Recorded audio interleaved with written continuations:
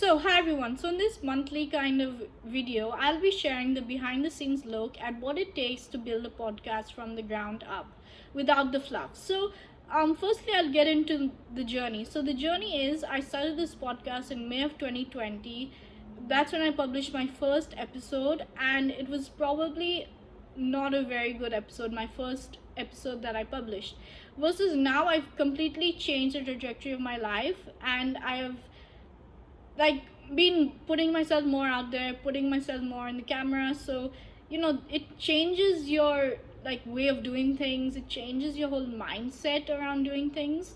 And so podcasting, I think I started that just because I connected with somebody called Piyush Kukreja, and he changed my life. Like, he introduced me to the world of podcasting, and he became my mentor and my biggest supporter. So super grateful to have him in my life, and he's building this amazing podcast called the Piyush Kukreja Show, which you guys should definitely check out. And in terms of what I wanted to get into today, apart from the journey aspect, I really wanted to dive deep into what it takes to build and scale a podcast. And I think that much true. I mean, I started this podcast without any kind of support, and it was quite difficult to grow and scale this podcast, especially without capital infusion. And that's kind of the next point I wanted to talk about, which is about sponsorships.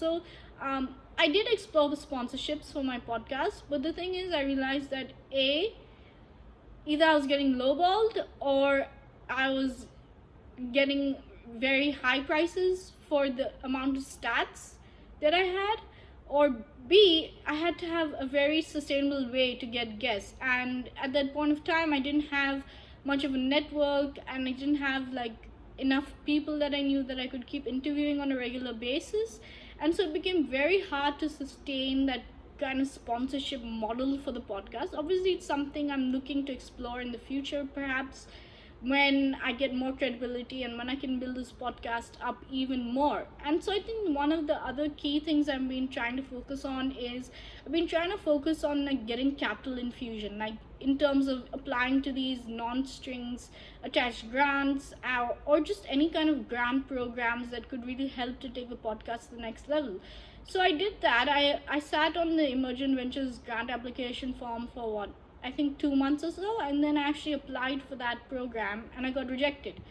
And I know some other people also who applied, and they also got rejected as well. And so really grateful to everybody that took the time out of the day to comment on my application and just get it in a much better shape to submit to Tyler and the team, and really appreciative of the team to actually give a response back on the application. And so the thing is that with my thesis being that clips is going to be the future, so that's where the capital infusion kind of comes into hand. And that's kind of I've realized that to scale a podcast, I've been seeing these big podcasters out there, they have to have some kind of capital infusion to really make it work. And at this point of time, I'm not sure if I can really get that much capital to infuse into the podcast. But just gonna try, just gonna keep on applying for some more grants and doing more on that stuff.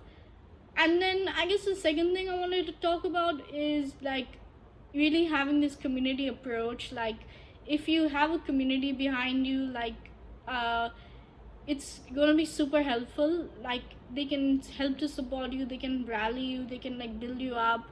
And that community that I found that has really done that for me has been Feeler Community, founded by Ritin Devnath and Anshu. So they've done a really good job with that. And the next thing I wanted to kind of talk about is, I guess I wanted to talk a bit about, building a podcast from the ground up is hard work. And if nobody knows you in the industry, it's really hard to grow and to scale and to even get guests on your podcast. So I think it's really boiled down into intros, followed by, to get guests, intros followed by cold emails, cold DMs, and the works. So, and also emailing the press team has obviously really helped a lot to get some good quality guests on the podcast. And so stay tuned. and timing as well has played into that. So stay tuned for next few months. I'll be probably sharing some exciting guests that will be possibly coming on the podcast. And yeah, so that's that. And yeah, do let me know like what you think of this format, how I can improve. This is just me rambling about building a podcast. So yeah, sharing the future plans of the podcast. So I think the biggest thing that I need to work on the podcast is building up my credibility more. And by that I mean posting more content, getting in touch with more high quality guests, and kind of creating the podcast in such a way that it signals to the rest of the industry that this is something they want to be a part of. And that can only be done with the community support. So would really appreciate it if you could like share the podcast if you've enjoyed it, DM me if you have any feedback. And yeah, so in terms of like lies in two things. So as I wrote in my Emergent Grant Ventures application, I wrote about my thesis being that clips will lead to more discoverability, and I still very much believe in that thesis, that clips and being on YouTube especially is going to help the podcast grow a lot. And that's why I'll be making more of a shift to putting out episodes on YouTube instead of on Spotify for podcasters. And I won't be obsessively tracking those statistics on Spotify for podcasters. I'll be more focusing on YouTube.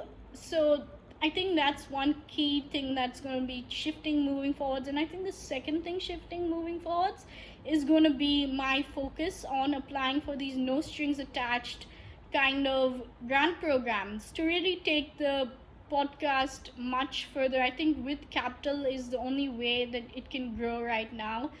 And I need to hire some staple people in the team, like a video editor and a thumbnail designer. And for that, I think capital infusion will be really, really handy, and it will help a lot to do that. And I think the third thing I'll be focusing on is more the guest approach. Like, as you know, like I do all the guest outreach on my own, so I'm not going to be outsourcing that at any time in the future. I think it's better to be the one who reaches out to the guest, as it makes it more personal. And I've also had my fair share of like pretty bad PR pitches, so I'm always learning about how to position myself better in terms of how to catch the eye of the guest and make them want to come onto the podcast. And I think another key thing that has really helped to get guests is that even though I don't have much credibility in the industry as yet, I think intros has really helped. I think cold outreach, just shooting a shot, using X as a backdoor has really helped to get guests for the podcast, like high quality guests, like people like Kamal Ravikant, people like David Shine. They all came through some kind of a outreach or some kind of a effort from my part. And I think that the future of the podcast is really bright, and I'm optimistic that we'll be able to get some good guests and deliver some more high quality content for the folks listening, especially compared to the first episode. The quality of the content has gone up a lot, and I'm really proud with how we've grown, how this community has supported me, and just excited, to be honest, to see where it goes, how far it goes, and what all will happen. So I'll also, in this kind of thing, I'll also be sharing a bit about what happened behind the scenes, since I didn't really touch on that much in the first part of this video. So what happened this week? I'm actually preparing for a really big episode tonight with Sanjay Nath, co-founder of Bloom Ventures. And that won't be a typical podcast episode. It will be a new kind of format that I'm piloting, which is around, talking to these people behind the funds and getting their insights on what it takes to kind of get to that stage where they're at today.